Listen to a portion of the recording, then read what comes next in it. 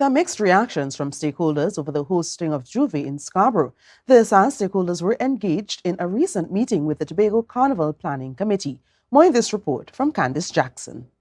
Last year's Tobago Carnival faced disruptions during Juve in Crown Point. Numerous bands could not reach the stage area, prompting an early shutdown due to crowd control challenges. Consequently, the Tobago Carnival Committee, led by technical advisor Dr. Charleston Thomas, has chosen to shift major activities, including Juve, to Scarborough. So the idea to centralize Carnival in Scarborough is for the division a logistical and security issue. We should also say that it's also supported by the TTPS. Currently, the route remains unchanged from the previous year, but the committee is receptive to input and suggestions from the stakeholders. The route so far is likely to look similar to what it was last year, right? However, that's the first incarnation of a route, right? The idea is really for people to organize and converse among themselves. So if, for example, the Mass Band Association has organized itself and submitted a suggestion as to what the route could look like in Scarborough.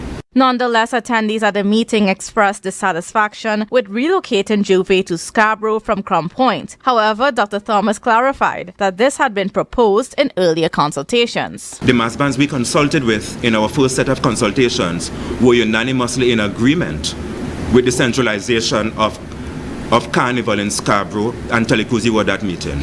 Meanwhile, Telecruise, the band leader for Fog Angels, disagreed, suggesting that Juve could take place in both Crown Point and Scarborough to alleviate crowd congestion in either area. Tourists that comes down into Tobago, most of them within that Canaan, Bonaccord, Crown Point area. When you do a Juve, you are dirty, you are in paint, you are in mud, you are in powder, you are in... To get transport from Scarborough to head back to the area that most of them will be staying is also, we need to take that into consideration.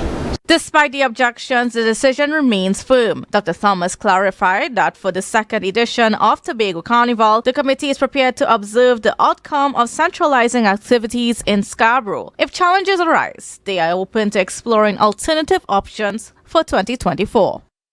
Kandace Jackson, Tobago Updates Television News.